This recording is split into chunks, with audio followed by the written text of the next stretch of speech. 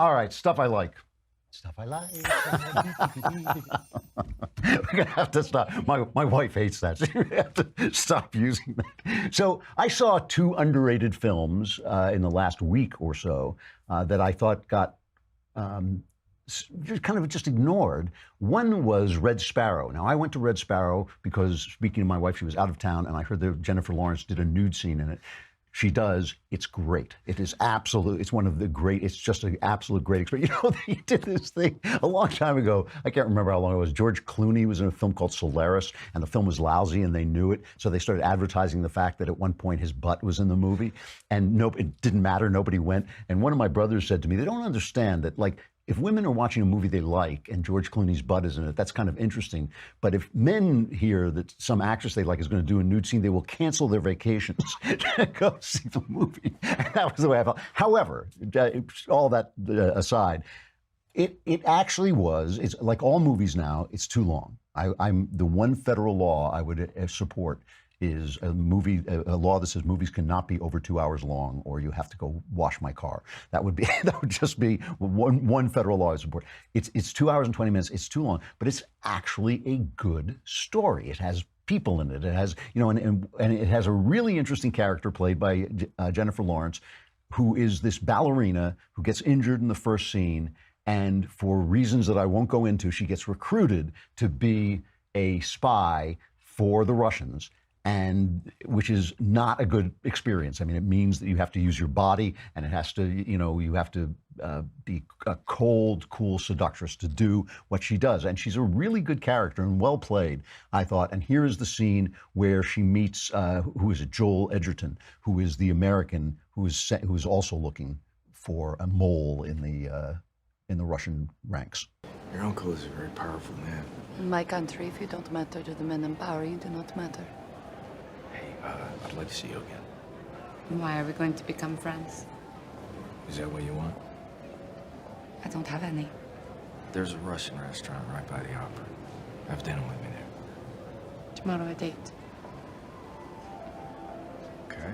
The reviewers ran the movie down because they said it was sexually exploitative. It is, and I enjoyed every minute of it. But what I really liked about it was it actually has characters. Who do you trust?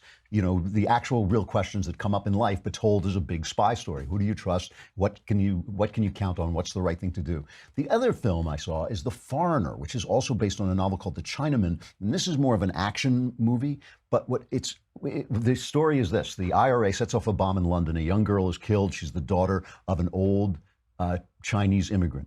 Right, 60-year-old guy, and the 60-year-old guy starts looking for answers. The only thing about him is he's Jackie Chan, and he's obviously a guy with skills. And once they throw him out and say, get out of here, we have no answers, he comes back on him. Here is Pierce Brosnan plays one of the IRA guys, and here's the scene where Jackie Chan confronts him. No, give me the names. They claim they're the IRA, but I don't know who they really are. I'm doing everything I can to find out who's responsible. You're lying! Who killed my daughter? I'm sorry. I truly don't know yet.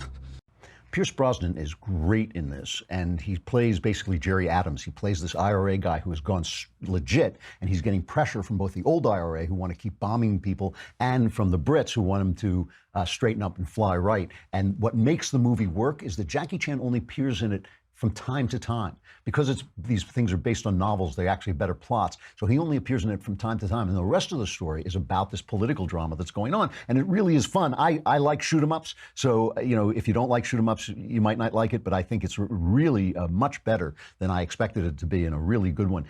Which brings me to just this one point. And I know I'm always picking on superhero movies, but this is not my only point about this is spy movies. Movies like this have big ideas in them. They have politics in them.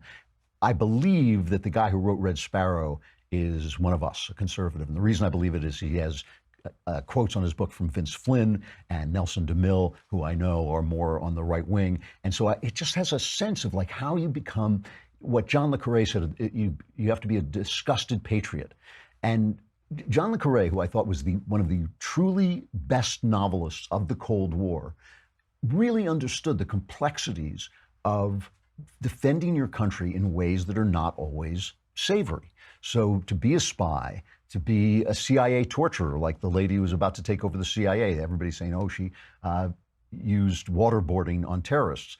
Now, I feel that's a perfectly reasonable thing to do if it prevents terrorist attacks, but it is degrading to the person doing it as well as to the person it's being done by. And the complexities of life, the fact that you have to do bad things in life, the fact that you have to do bad things to defend good things, these are all the things that make you a grown-up, understanding this. And I think it helps to have art that dramatizes these things, that people have to sometimes get their hands dirty. Otherwise, you remain a child. And if you remain a child, you will get on CNN and be interviewed about complex issues because they're children as well. But I think these movies, spy movies, are so often a really good political vehicle for discussing the fact that even in politics, even the people who are in the right sometimes have to be in the wrong.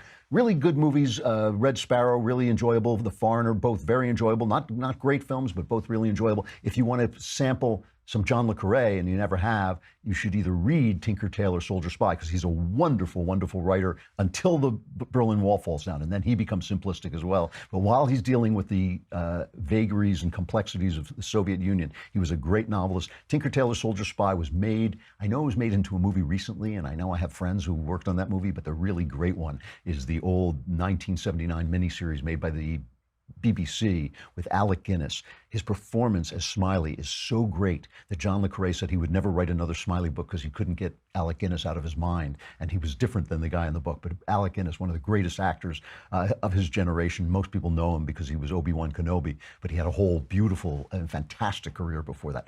All right, the Klavanless weekend now begins. I know it's sad, but you too, like Charlotte Pence, could become another Kingdom fan, and you could listen to that.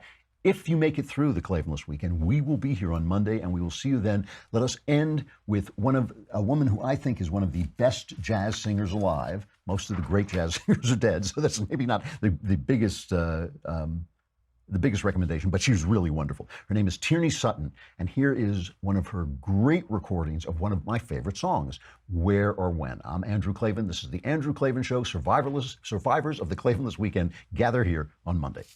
And so it seems that we have met before and laughed before and loved before, but who knows where? Oh, hooray, hurrah! The Andrew Klavan Show is produced by Robert Sterling. Executive producer, Jeremy Boring. Senior producer, Jonathan Hay. Our supervising producer is Mathis Glover. Technical producer, Austin Stevens. Edited by Alex Zingaro. Audio is mixed by Mike Cormina. Hair and makeup is by Jesua Alvera. And our animations are by Cynthia Angulo and Jacob Jackson. The Andrew Klavan Show is a Daily Wire Forward Publishing production. Copyright Forward Publishing 2018.